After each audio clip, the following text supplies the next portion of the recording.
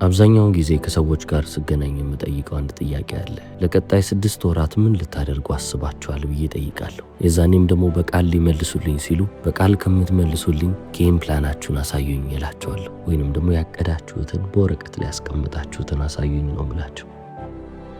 አብዛኛውን ጊዜ ሴሚናሮችን ስናዘጋጅ ወይንም ደግሞ ቅዳሜና እሁድ በሚዘጋጁ ፕሮግራሞች ላይ ብዙ ጊዜ የማነሳው ነገር ጌም ፕላን የሚባለው ነገር ነው። ሁሌም ቢሆን አስቀድማችሁ ያቀዳችሁት ነገር በወረቀት ላይ ሊጻፍ ይገባል። ሁሉም ነገር እቅድ ያስፈልገዋልና። ለምሳሌ ፋይናንሻል ፕላን ያስፈልጋቸዋል። ለገንዘብ ህይወታችሁ ምን አዘጋጅታችኋል? ምን አቀዳችኋል? ለግል ህይወታችሁም ደግሞ ተመሳሳይ የሚባል እቅድ ያስፈልጋችኋል። እያንዳንዱ ነገር በወረቀት ላይ ሰፍሮ መቀመጥ አለበት። አይምሮዬ ላይ ያውቀዋለሁ አስተውለዋለሁ ብላችሁ ዘላችሁ አትለፉት። በአይምሮአችሁ ላይ ብቻ አስባችሁት አለማችሁት እንድታልፉ አልፈልግም፣ በወረቀት ላይ እንዲሰፍር እንጂ። ስለዚህ ከነገ ጀምሮ ምን ላደርግ ብላችሁ ካሰባችሁ ጌም ፕላናችሁን እንድታወጡ ጠይቃችኋለሁ። ለጨዋታ ያሰባችሁት እቅድ የትኛው? እዛ እቅዳችሁ ላይም ደግሞ ማሲቭ የሚባሉ ወይም ትላልቅ የሚባሉ ተግባሮች ከሌሉ አሁኑኑ መለወጥ አለባችሁ ማለት ነው። አሁን እዚህ ጋር ተግባር ብቻ ብዬ ያላስቀመጥኩበት ምክንያት አለ። የተግባሮች ሁሉም ደግሞ ታላቅ የሚባለው ማሲቭ የሚባለው አክሽን ነው። በየቀኑ ምንም ነገር ባትሰሩ እንኳን የሆነ ተግባር መተግበራቸው አይቀርም። ነገር ግን ያ ተግባር ሬሌቨንት ላይሆን ወይንም ደግሞ አስፈላጊ ላይሆን ይችላል። ለዚህ ነው ማሲቭ የሚባል ወይንም ደግሞ ትልቅ የሚባል ተግባር ያስፈልጋል ያልኩት። ትልቅ የሚባል ተግባር ወይንም ደግሞ አስፈላጊ የሚባለው ተግባር የሁሉም ነገር መድኃኒት ነው። የሽያጭ ሰራተኛ ናችሁ ልበልና እየደወላችሁ ሰዎችን ማሳመን አለባችሁ። ከደወላችሁ አይቀር 5-6 ሰው ወይንም ደግሞ እስከ 100 ሰው ብቻ አትደውሉ። ለብዙ ሺህ ሰዎች እየደወላችሁ ጠይቁ።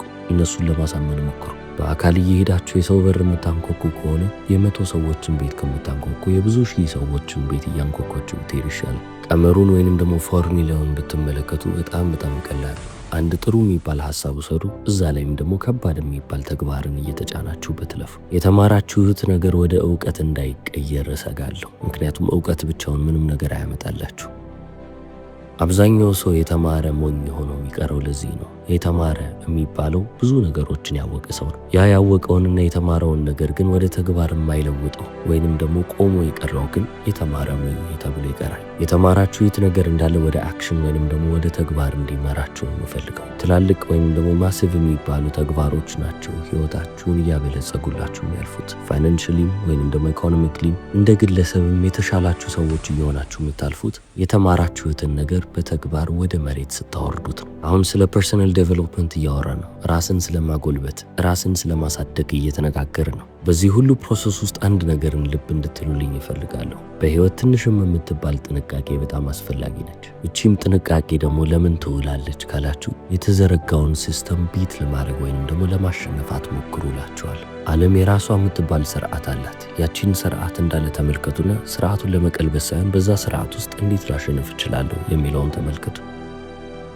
አንዳንድ ሰዎች ስለ ዓለም ስርዓት የሚያውቁት ወይንም ደግሞ ስለ ሲስተሙ የሚማሩት በቃ በዚች አቋራጭ መንገድ እንዴት አድርጌ ልሂድ፣ እንዴት ላታል፣ እንዴት ላቋርጥ፣ እንዴት ልሸፈን ብለው እያሰቡ ነው። በቃ እዛች እውቀት ላይ ብቻ ቀርተዋል። ርካሽ የሆነ መልስ እየጠበቃችሁ የምትሄዱ ከሆነ ርካሽ የሆነ ህይወትን እየኖራችሁ ነው የምትሄዱት። ስለዚህ ለምን ትረክሳላችሁ? ሲስተሙን ተመልከቱና ይሄ ሲስተም እንዴት ነው የሚሰራው? የዚህም ሲስተም ማክሲመም የሚባለው ወይንም ደግሞ ከፍተኛ የሚባለው አካሄድ የትኛው ነው? ካሉት መንገዶች ሁሉ ምርጥ የተባለውን መንገድ ምረጡና በዛ መንገድ ላይ ለመሄድ ሞክሩ እንጂ ትናንሽ ቦታዎችን ስትመለከቱ እዛው ጋር ተታላችሁ እንዳትቀሩ። ይህ ማለት ሁሌም ቢሆን ልቦናችሁ የሚያውቀውን ትክክለኛ የሚባለውን ስራ ስሩ። ትክክለኛ የሚባለው ስራን ለመስራት በጣም ብዙ ጊዜ ቢፈጅባችሁ አጫጭር የሚባሉትን መንገዶች ወስዳችሁ ቀደም ብላችሁ እዛ ቦታ ላይ መገኘት እየቻላችሁ አይ ትክክለኛውን መንገድ ወስዳለሁ ብላችሁ ብትዘገዩ ለራሳችሁ በጣም ጥሩ የሚባለውን ህይወት ትገነባላችሁ። እኔ አንድ ማምንበት ነገር አለ። ኮምፕሮማይዝ በማድረግ አላምነው፣ በተለይም ደግሞ ትክክል በሚባሉ ነገሮች ላይ። ስለዚህ ያሰባችሁትን ነገር ዝቅ አድርጋችሁ መተመን ወይንም ደግሞ መመልከት የለባችሁ። በህይወት ውስጥ ጥሩ ከሚባሉ ኳሊቲዎች መካከል አንዱ ምንድነው ካላችሁ ቶሎ የመማር ጥበብ ነው። ሁሉንም ነገር ለማወቅና ለመማር ረጅም ጊዜ ሊፈጅባችሁ አይገባም። ነገሮችን ቶሎ መረዳት መቻል አለባችሁ። ህይወትም ደግሞ የምታመጣባችሁ ነገር በጣም የተለያዩና ያልተጠበቁ ነገሮች ስለሆኑ ስተበርን ልትሆኑ አይገባም፣ ወይንም ደግሞ ደረቅ ልትሆኑ አይገባም። ነገሮች ሊያንቀሳቅሷችሁ ይችላሉ። ፍሌክስብል ሆናችሁ ወይንም ደግሞ ያላችሁን እቅድ እየቀያየራችሁ መሄድ ነው። ይቺ ዓለም የምትመራባቸው ብዙ የሚባሉ ህጎች አሉ። ዘ ሎ ኦፍ ኤሌክትሪሲቲ ልንል እንችላለን። ዘ ሎ ኦፍ ግራቪቲ ልንል እንችላለን። የሂሳብ ህጎች አሉ። የፊዚክስ ህጎች አሉ። ብዙ አይነት ህጎችን ልንመለከት እንችላለን። እቺም ዓለም ሮቴት እያደረገች እየተሽከረከረች እየሄደች ስለሆነ እኛም ደግሞ ልክ እንደዚሁ ብዙ አይነት ነገሮችን እያወቅን ልንሄድ ይገባል። ራሳችንን ዴቨሎፕ እያደረግን እያሳደግን እቺ ግዙፍ ብለን የምናስባት ዓለም እንደዚህ የምትንቀሳቀስ ዓለም ከሆነች ወይንም ደግሞ እየተሽከረከረች የምትቀጥል ከሆነች እኛ ለምንድነው አንድ ቦታ ላይ የምንቆመው? ከዓለም እኩል እኛም ራሳችንን እየለወጥን እያሻሻልን እየተለወጥን መምጣት መቻል አለብን። እዚህ ዓለም ላይ መቸገርን ወይንም ደግሞ ድሃ መሆንን ልጠሉ ትችላላችሁ። ነገር ግን በጣም አስከፊ የሚባለው ነገር ስቱፒድ መሆን ነው። ከስቱፒዲቲ በላይ በጣም አስከፊ የሚባል ነገር የለም። ለዚህ ነው አይምሯችሁ ላይ መስራት ያለባችሁ። አይምሯችሁን እያጎለበታችሁ መቀጠል አለባችሁ። እያንዳንዱን የምታልፉበትን ነገር እየወደዳችሁ መቀጠል አለባችሁ ማለት አይደለም። ነገር ግን ማድረግ ያለባችሁ ነገር ነውና እያደረጋችሁት ማለፍ ግዴታችሁ። ስለ አንድ ነገር የምታስቡት ነገርና ስለዛ ስላሰባችሁት ነገር የምትተገብሩት ተግባር ሙሉ ለሙሉ በእናንተ ትከሻ ላይ ነው ማለት ይቻላል። ስለዚህ በዚህች ምድር ላይ የተጎዳ ሰው ላለመሆን ማወቅና መማር አለባችሁ። እያወቃችሁ እየተማራችሁ መረጃዎችን እየሰበሰባችሁ ለፉ። እዚህ ዓለም ላይ ብዙ አይነት ህጎች አሉ ብያቸዋለሁ። ከነዛ ህጎች መካከል የመጀመሪያው ዘ ሎ ኦፍ ዩስ የሚባለው ነው። ይሄ ህግም አንድ የሚጠቅሰው ነገር አለ። እዚህ ምድር ላይ የማትጠቀሙት ነገር እንዳለ የምታጡት ነገር ነው። ምሳሌ ልስጣችሁ። ዛሬ የምትባለዋን ቀን ተመልከቱ። ዛሬን የማትጠቀሙ ከሆነ ዛሬን ያጣችኋት ማለት ነው። ዛሬን ያጣ ሰው ደግሞ ጊዜውን ያጣ ሰው ነው። ዛሬ ቀናችሁን ስላባከናችሁ ምናልባትም ነገ ተነስቼ ዛሬን መስራት ያለብኝን ነገም መስራት ያለብኝን ነገር እንዳለ በደንብ እጠቀማለሁ ካላችሁ ምናልባትም የተሻለ የሚባል ቀን ልታሳልፉ ትችላላችሁ። ነገር ግን ያሳለፋችሁትን ወይንም ደግሞ ያለፈባችሁን ጊዜ የሚተካላችሁ ነገር አላረጋችሁ። ልክ እንደዚህ ሁሉ እዚህች ምድር ላይ ስትመጡ እያንዳንዳችሁ የተለያየ የሚባል ተሰጥኦ ተሰጥቷችኋል። ያንን ተሰጥቷችሁን ካልተጠቀማችሁ ብክነት ታይቶባችኋል ማለት ነው። ወይንም ደግሞ አታችሁታል። አቢሊቲ የሚባለው ወይንም ደግሞ አቅም የሚባለው ነገር ራሱ ከተወሰነ ጊዜ በኋላ ካልተጠቀማችሁት እያጣችሁት የምትመጡት ነገር ነው። እጃችሁን አጥፋችሁ ከሰውነታችሁ ጋር ጥፍር አድርጋችሁ ካሰራችሁት ያንንም እጃችሁን መጠቀም አቆሚያለሁ ብላችሁ ለብዙ ጊዜ እንደዛ የምታስቆምጡት ከብዙ ጊዜ በኋላም ያንን ገመድ ፈታችሁ እጄ ልጠቀም ካላችሁ እጃችሁን ማይሰራላችሁ ሰዎች ትሆናላችሁ። አጣችሁት።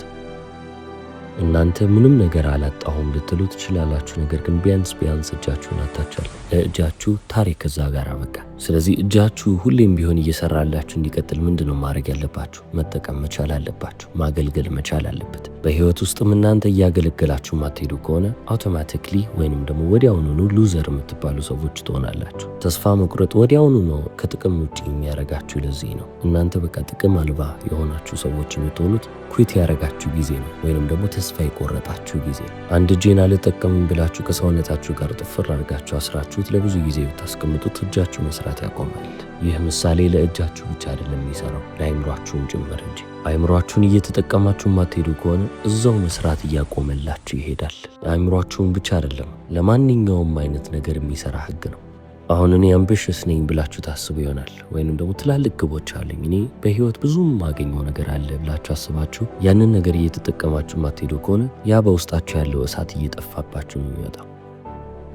ስለዚህ ማንኛውንም ነገር አልጠቀምም ባላችሁ ቁጥር ያንን ነገር እያጣችሁት እንደምትመጡ ማወቅ መቻል አለባችሁ። እምነታችሁን ራሱ እየተጠቀማችሁት ማትሄዱ ከሆነ እምነት እያጣችሁ ትመጣላችሁ። ስለዚህ ከነገ ጀምሮ ምን ላድርግ ካላችሁ ስለ ራሳችሁ አዲስ የሚባል አመለካከት አምጡ።